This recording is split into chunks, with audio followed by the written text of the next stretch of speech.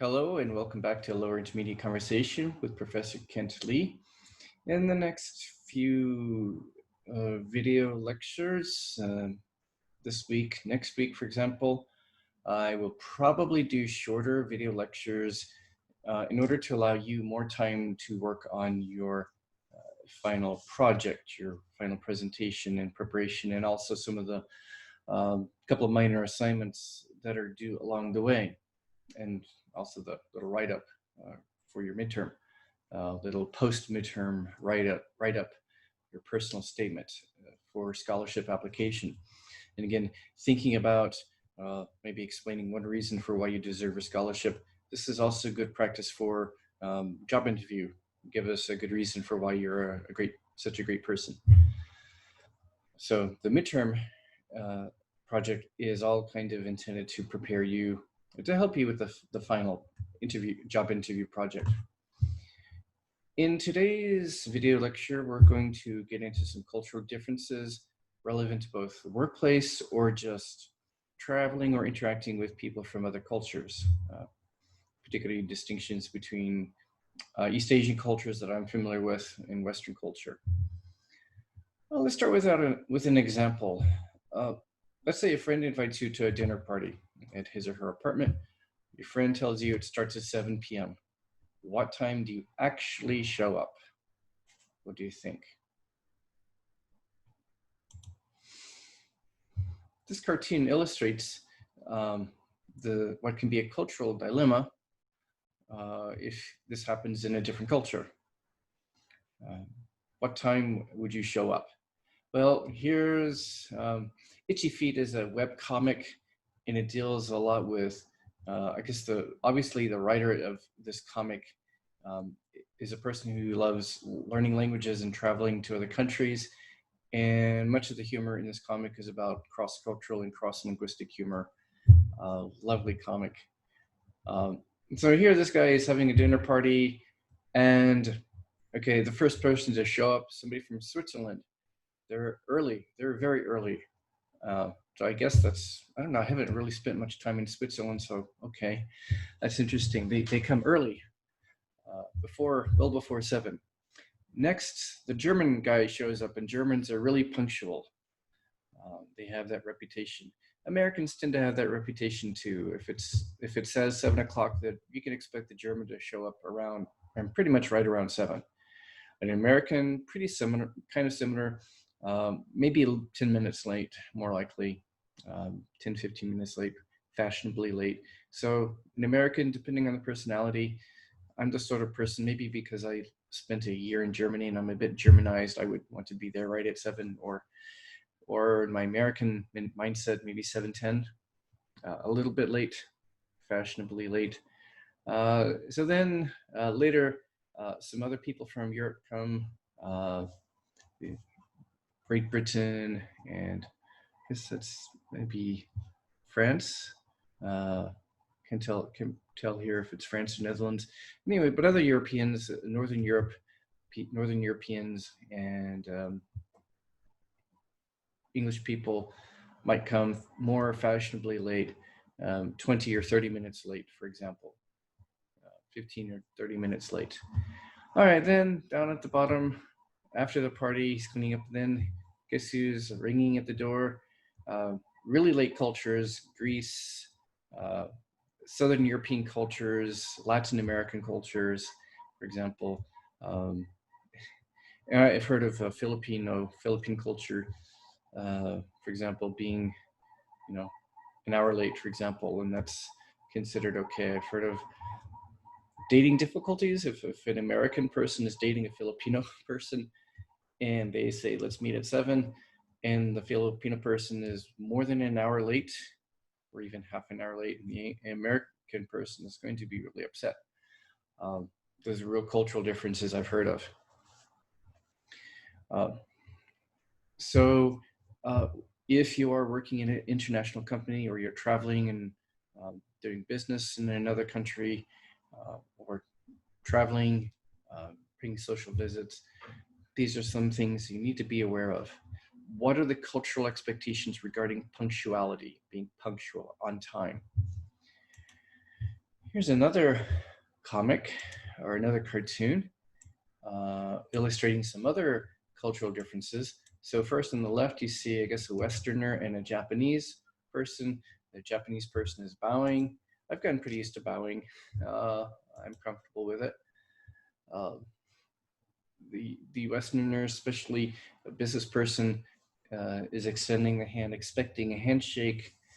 And now handshakes may be less expected in more casual context in Western culture, especially American culture, especially friends. But if it's a business context, definitely shake hands.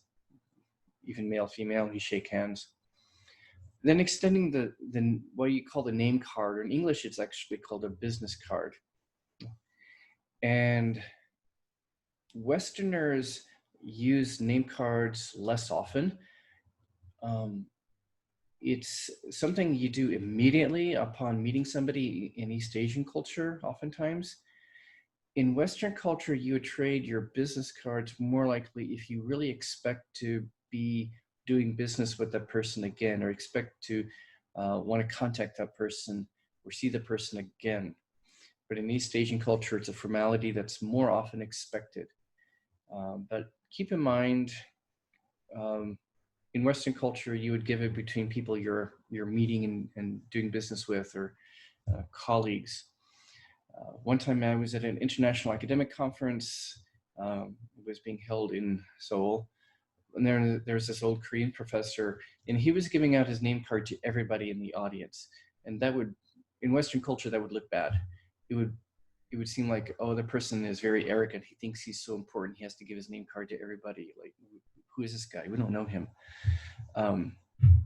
That doesn't, so do keep in mind, Westerners are more, we place less importance upon business cards unless you're actually going to have a relationship with that person in the future. So here we also see two more people, kind of center right. And here we have different expectations about personal space, or more of a technical term in communication studies would be proxemics. How close do you get to people?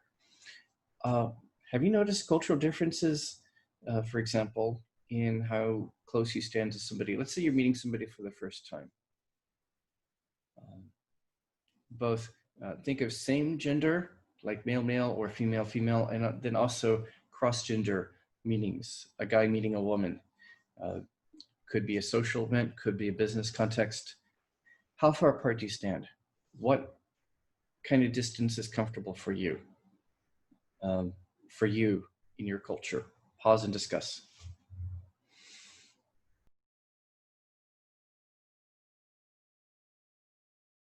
Okay, so here we see the woman is trying to draw closer to him. She's from a culture where people observe less personal space. And this guy is from a culture that observes broader, wider personal space. So she's trying to draw close to him, and he's backing away because he thinks it's uncomfortable, understandably.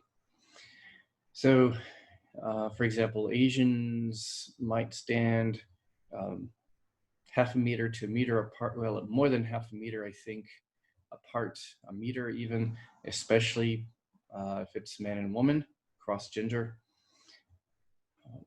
In American culture, it's going to be more like half a meter or so. In Northern Europe, even closer, maybe less than half a meter, much closer.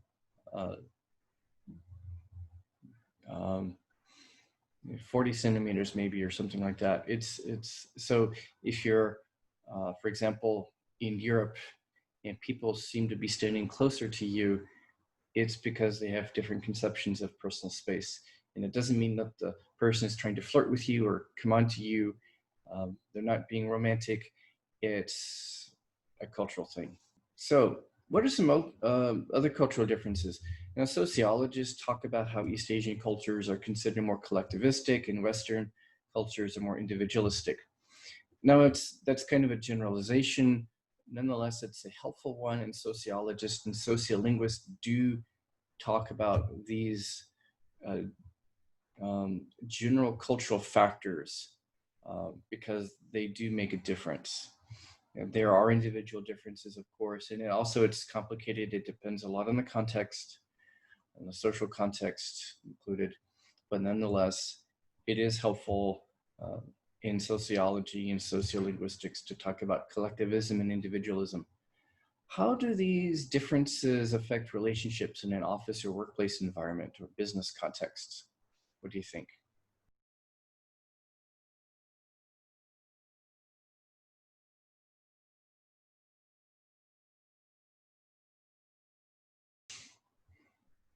Okay, let's look at some more specific areas. Can you think of some examples where um, some of these cultural differences might show up in attitudes about organizational hierarchy and seniority, the decision-making process, family matters, how much you care about the family, your coworkers' families or family life, or how family life affects the workplace environment. Formality levels and the directness in communication. How direct are you in communication?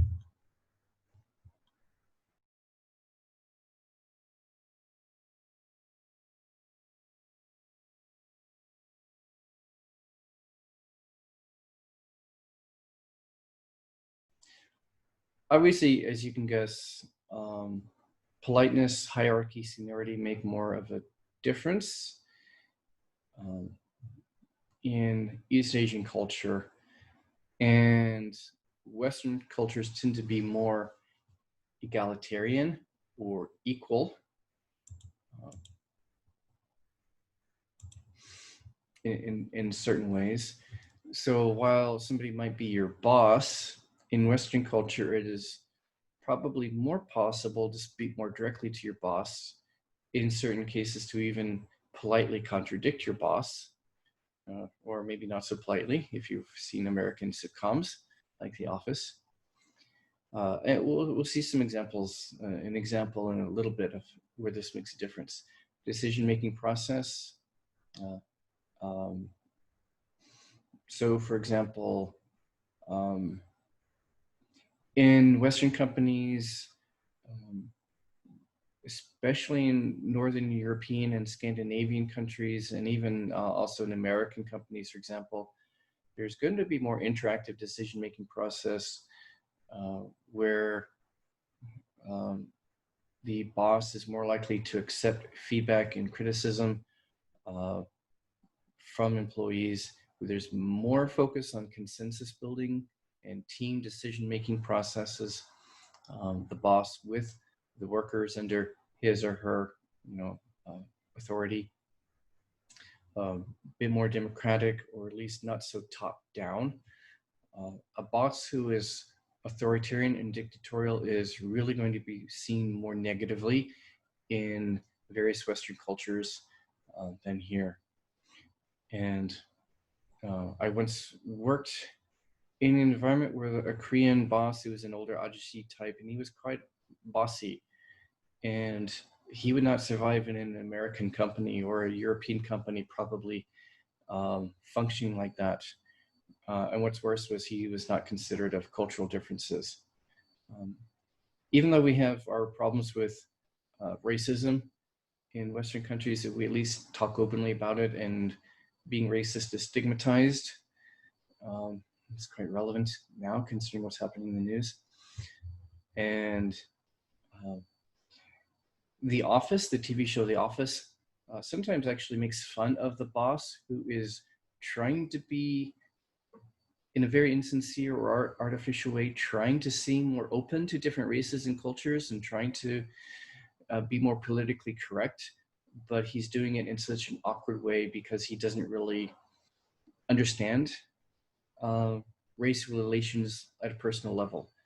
Uh, for people like me, some of us Americans, we've lived in multi-ethnic environments, gone to high schools where there were lots of African American and Hispanic classmates or friends. We've interacted with minorities in school and workplace. We're more used to comfortable interactions and good race relations and accepting people from other cultures. And we're more likely to stigmatize somebody who is a racist or xenophobic or bigoted, like that. And so it's kind of, in a way, it's awkward kind of humor, but the boss character in The Office, the TV show, the American version of The Office, is kind of incompetent when it comes to race relations to a humorous extreme, in a way that's kind of awkwardly funny. Family Matters, anyway.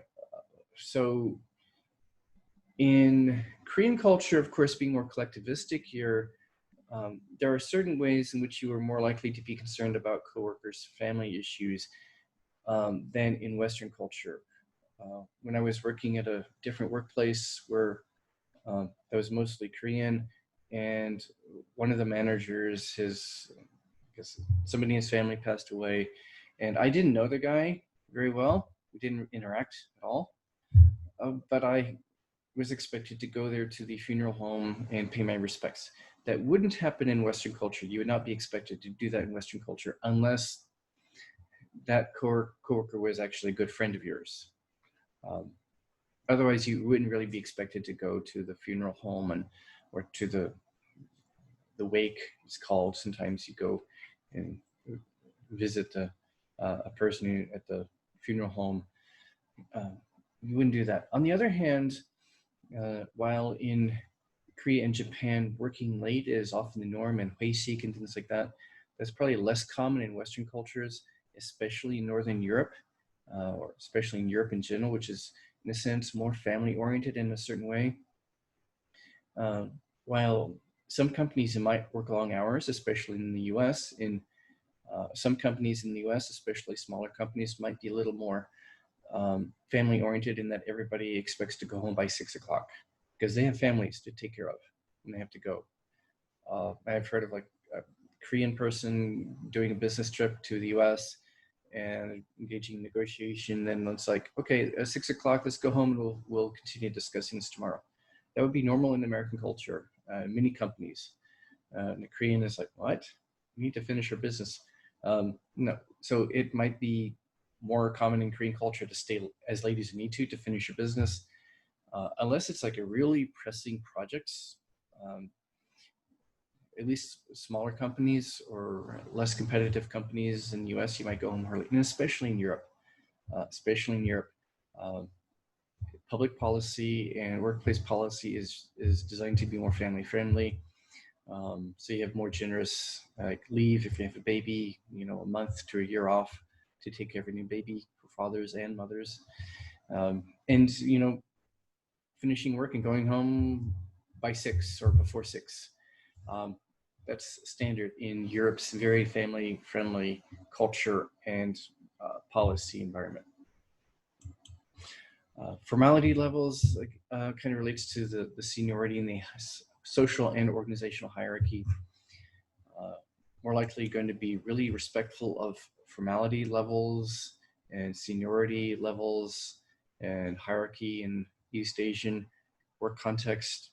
Whereas in Western culture, it's a little bit more even though it's your boss, you can speak more casually to your boss. In Western culture and Northern European or European culture, you can speak more casually. You don't have to say Mr. You can say, hey, Sylvia, or hey, Fred, something like that to your boss. Think about academia. University contexts. Here your professors dress up more. They go in the classroom. You would always say Professor so-and-so. In Western countries, Australia, United States, especially California, it's more informal, more casual. Your professor might wear street clothes to class, especially in California and Australia. They might dress just like a student, t-shirt, short sleeves, shorts, whatever, and that's normal. It might be surprising to you, but it's normal in Australia and California. Any professor, especially in California or even in the US, if it's a younger professor, and saying, oh, and especially if you're a graduate student, a master's or PhD student, would you have to call him Professor so-and-so? Well, if it's an older person, yeah, probably. But if it's a younger person, then we say, oh, just, especially if you're a PhD student or master student, you might say, oh, just call me Fred, or, just call me Sylvia, something like, call me by my first name. And so I experienced this. My PhD advisor was a relatively younger guy, younger professor. And I think the Korean students in our laboratory group at first were uncomfortable. It took them some time to get used to calling their professors on a first name basis. It is kind of unusual for them. And of course here, working in Korea, I'm sensitive to the differences, and I expect students to call me Professor so-and-so, not first name, not Panmal, but I do expect to be called, because I expect to be treated just like other Korean professors. I expect to be treated the same way. So if you're going to address your other professors as Professor Kim, Professor Park, I expect to be treated equally according to the culture. Direct communication, and so there are, of course, different cultural expectations. You're probably aware of this about directness. There are also personal differences, and some people have personal differences about what kind of direct and explicit communication, explanation, feedback they expect from others, as illustrated in this comic strip here. But certainly in general, as you probably know, Westerners in the workplace would expect more direct, explicit instructions or feedback than in East Asian culture. What are some cultural differences in this area? So coworkers who have different education levels. Ideas about punctuality, we've kind of talked about that actually. Small talk and humor. You're in a new workplace. How do you get to know your coworkers? How do you build rapport? For kind of friendliness, getting to know each other, building kind of comfortable relations with coworkers. How do you build rapport? Do you rely on small talk? Do you rely on humor and banter? Banter is kind of like humor, jokes, even joking about one another, kind of teasing or light sarcasm. Differences in etiquette in the workplace, including dining etiquette if you go to a business dinner. Can you think of some possible differences?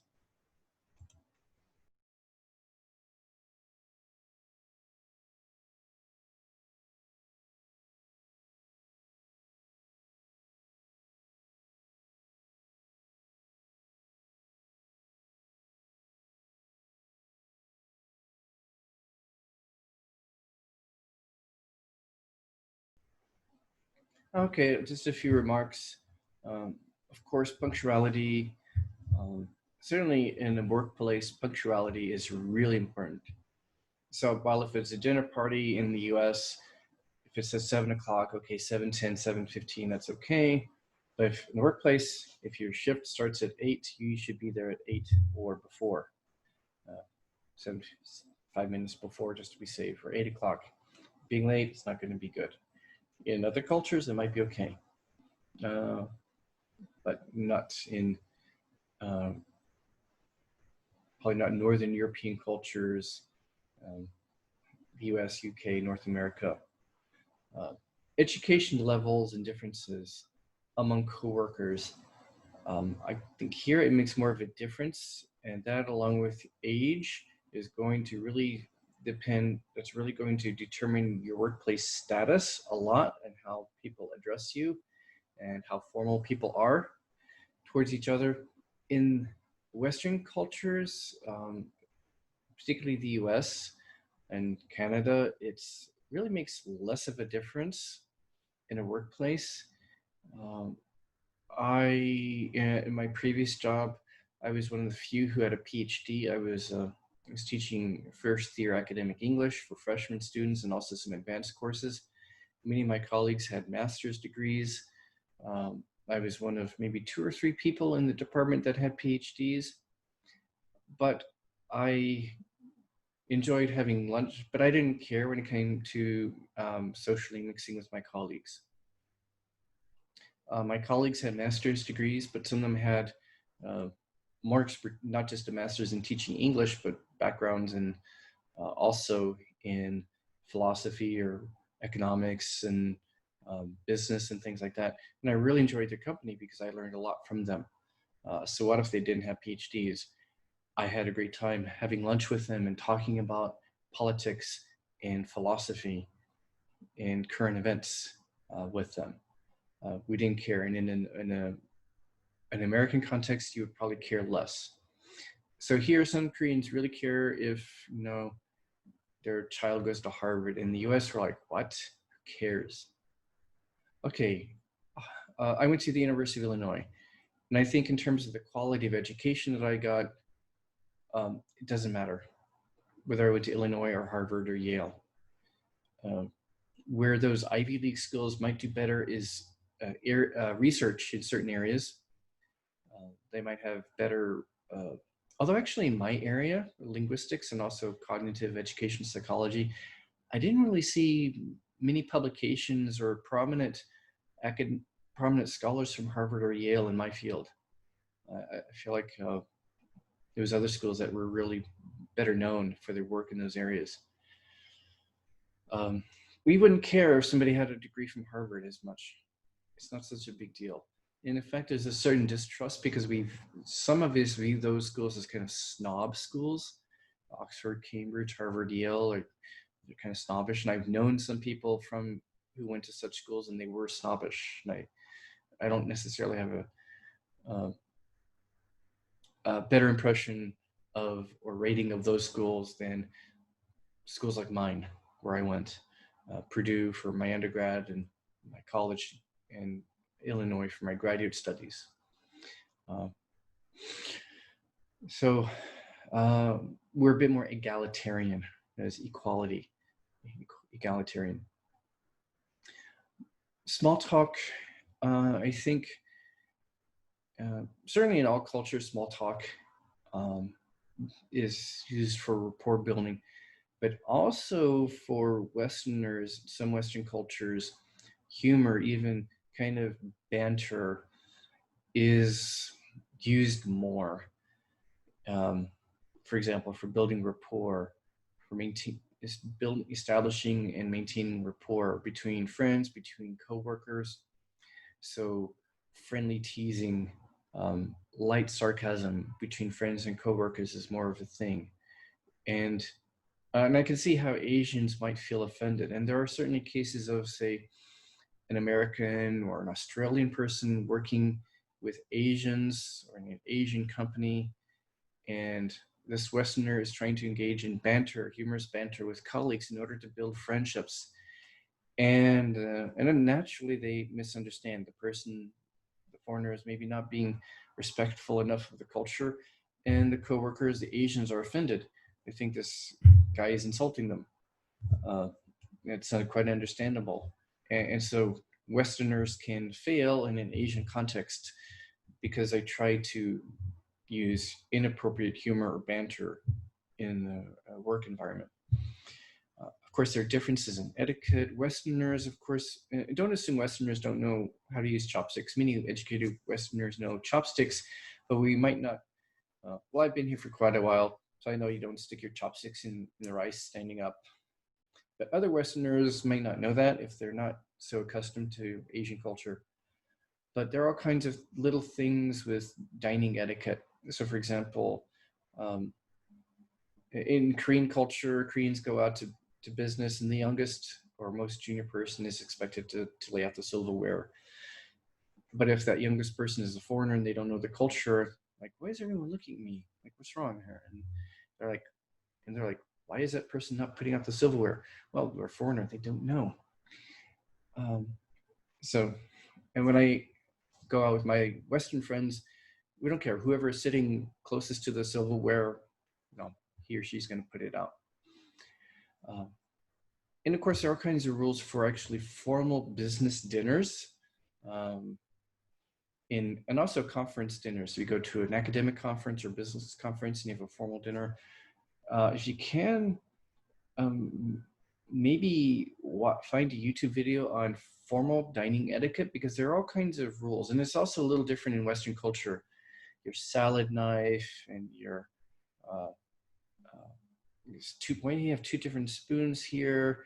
Why are there two different forks, and why are the forks, you know, this, you've got your salad silverware and your regular silverware, and how do you place your silverware on the plate to indicate to the wait staff that you're finished, things like that. There are all these kinds of little rules, little etiquette rules. So if you don't have a chance to maybe take like a workshop on formal dining etiquette for business context, for example, look for some YouTube videos,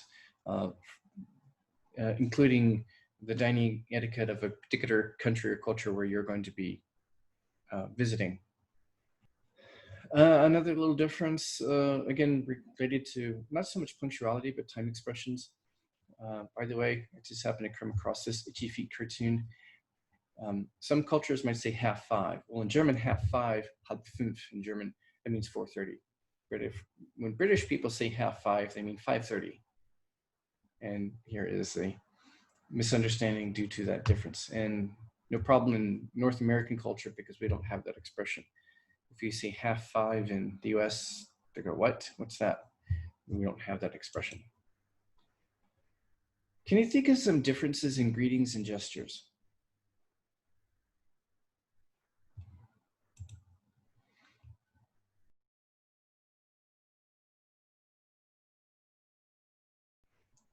A few things come to mind, of course. We talked a little bit about handshakes and bowings. Handshakes are very commonplace in formal Western cultures, less so in casual contexts like with friends.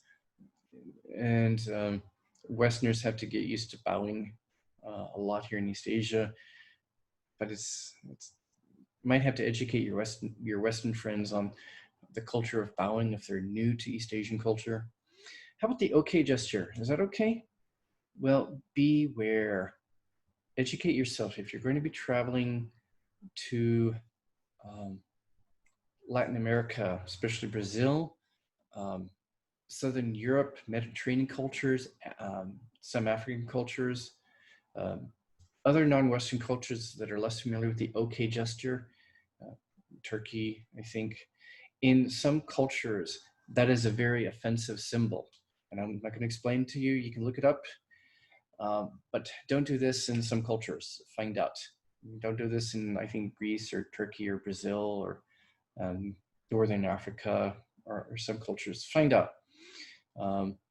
And things like the thumbs up gesture, I can't remember, but I think in a few cultures, it's also very rude.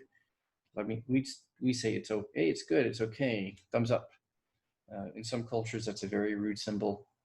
Summoning gestures. So it took me a while to get used to this Asian gesture where you tell your friend to please come here.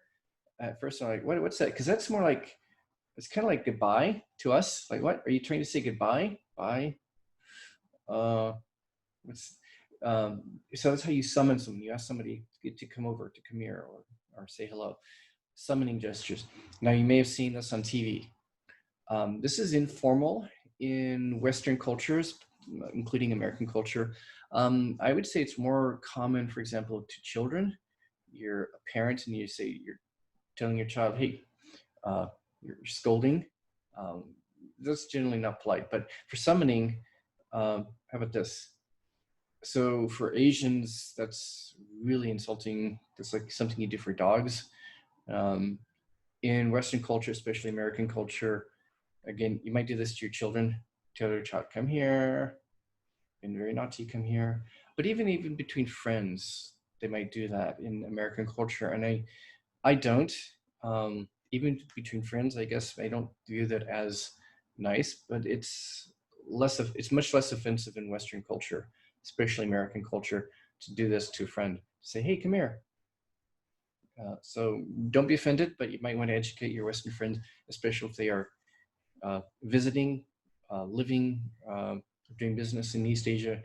Do tell them if they might not know if they're new to East Asian culture. That's something they need to be warned about because that can be offensive. Some other examples. So getting back to some of the stuff about seniority and hierarchy, a few examples I've heard of. Business meeting between American and Chinese business clients. And in an Asian context, the seating would be kind of arranged, predetermined based on hierarchy and seniority. But for Americans, it's like, okay, sit where you like. And for Asian business people, that might be offensive because the seating should reflect respect and honor for those who are more senior, for those who are like uh, have higher position and status, uh, like supervisors and such. So that's where Americans can easily offend Asian business partners or colleagues and such. Sit where you like. Okay, if that's really too informal, that would be rude. Uh, Here's another example. British people sometimes might say it's fine. Sometimes they'll just be polite, say it's fine. You give your boss a report. Your boss is British, and you say, "Is it okay?" And the boss says it's fine. But later, the boss is upset because it wasn't what he expected. Like, what? You just said it's fine. So if the other person is like Northern European, where we believe in being honest and direct and open, or an American, we would say, you said it was fine. Now you're criticizing me and saying something is wrong. That's not nice. Um, so a British would say it's fine out of politeness at first. But an American or an American or Dutch or German would tell you right away if more directly if there's something wrong. Cultural adaptation. Have you had cultural difficulties adapting to living in a new country or culture? Or do you know someone who has? And how about returning home? Was that easy? What problems did you have?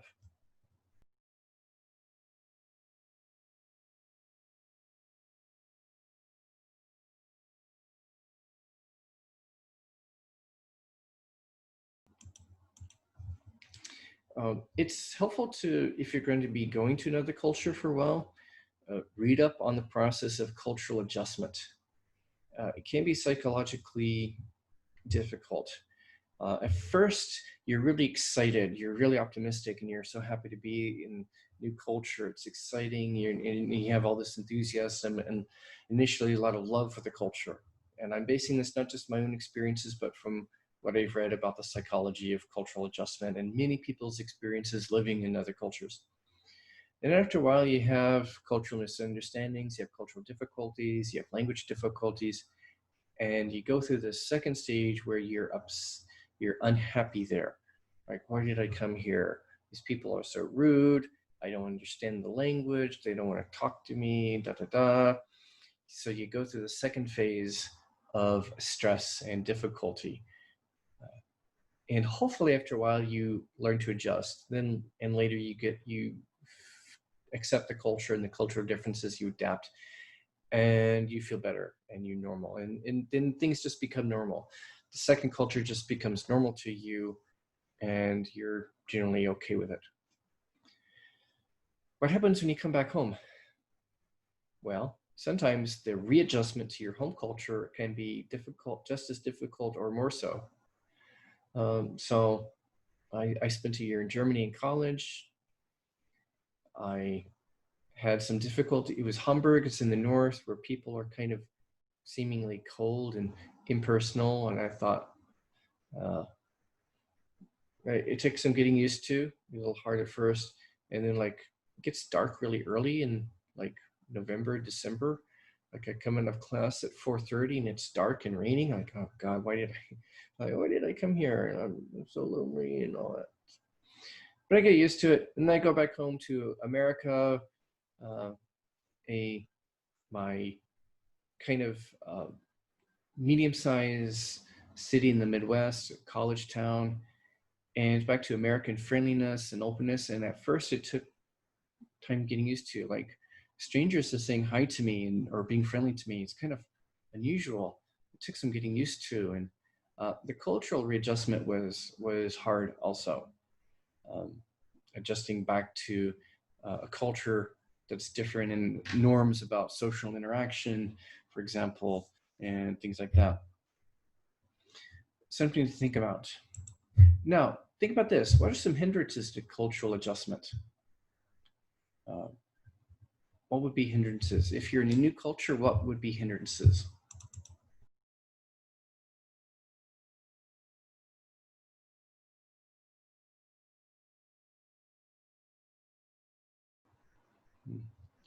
Okay, probably you talked about maybe the amount of culture difference. It's probably easier for an American like me adjusting to life in Germany than adjusting to life in Korea because of the culture differences. That's one thing. Language differences are going to make a difference. It's a lot easier for me as an English speaker to learn Spanish or German or French, um, and through the language to learn the culture from learning the language. It's a lot more challenging for an American learning Korean or Japanese here in East Asia, or a Korean or Japanese person adjusting for life in America or Canada or Australia, where there are significant language differences and the languages are so different. And that makes the cultural adjustment harder because it's harder to learn the language and then harder than to learn about the culture because language is a barrier. And another factor, I think, is to what degree the people accept you. How accepted do you feel? Um, I know there's some research on this in the US in different minority groups like Hispanics and other people adjusting to life in America. And of course, it's going to depend a lot on the particular, uh, which part of the US or Canada, what kind of city it is, a small city, small town, a big city, uh, north or south or west coast. It's going to vary a lot to what degree the locals accept you as a foreigner. And likewise, us Westerners here in Korea or Japan, um, some of us, I mean, Asians encounter racism in the US uh, or Britain, sure, certainly. And here, some of us encounter some degree or another of racism or not being accepted by some of the local culture. And I've had good and bad experiences in general. I love living in Korea, especially at this time when my country is really in a disaster mode. So I love being here, especially right now. So I've had plenty of good experiences, and I've had difficult social experiences too. Uh, and those are factors that affect your motivation and how successfully you learn a language. There's certainly people like Asians or Hispanics who have had success in some parts of the US and a lot of difficulties in some parts of the US due to how they feel like they're accepted socially in the culture. Do they encounter racism or are they accepted? That's really going to affect their language learning and their motivation to learn the language successfully. Uh, so think about that. If you're in another culture and environment, do you feel accepted there in your workplace or in your social environment or just in general in the culture in that city? Be aware that that might affect your mood and your motivation and how successfully you can learn the language. And if you're struggling, think about, are your cultural adjustment problems partly because you're having trouble feeling accepted and welcomed in the culture or in the community or in the workplace?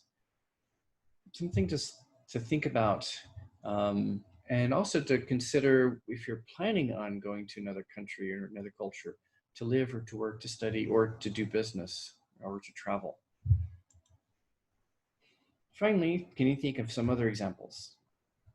Cultural issues, cultural differences. Leave them in the comments below. Finally, how can you be helpful to others in making cultural adaptation? You encounter a new foreigner here, you don't need to help me, I'm fine, I've been here a while. But other foreigners here in this country, here in Korea, who are new, how can you help them in making a cultural adaptation? Or in a workplace, you're in a workplace and there's a new person or person who's having difficulty, they're from a different culture, um, maybe they're having difficulty adjusting. How can you help that kind of person? How can you help a coworker who's having maybe cultural adjustment problems? How can you be helpful to them? Think about it.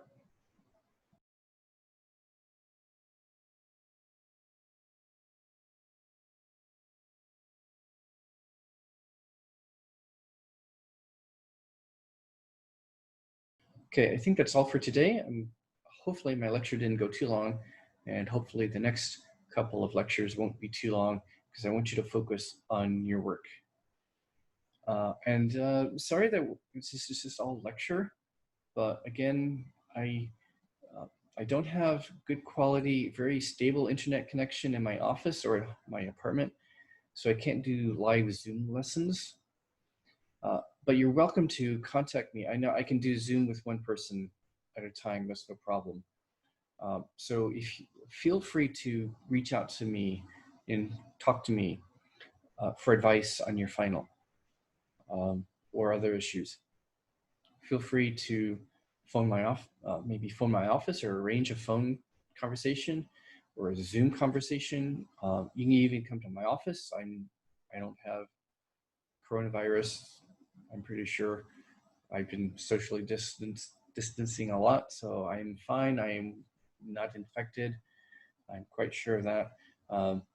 Or a Zoom meeting or something. Again, this kind of format, it's not ideal. It's not really the best, I know, for a class like this. But